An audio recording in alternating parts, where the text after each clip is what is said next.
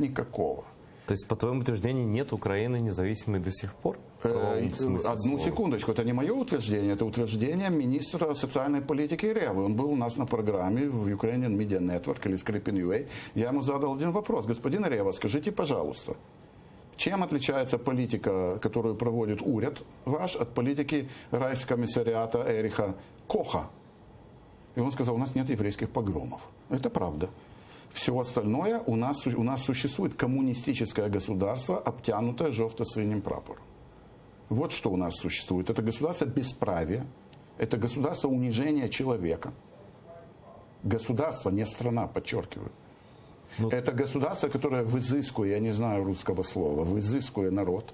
Это государство, в котором крымские или татары, евреи, поляки, литовцы, украинцы и все остальные – это мусор. Это кормовая база, которая существует только для одного. Первое, чтобы платить налоги какие-то безумные. И второе, голосовать за популистские партии.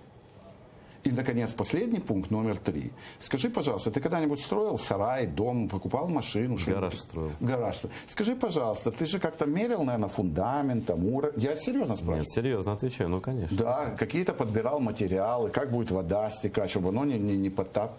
Украинское государство в сегодняшнем виде существующем – это сооружение без плана, без мысли и без цели. Потому что разные бригады строят в разные периоды или Разными одновременно. материалами и преследуют совершенно различные цели. А что мы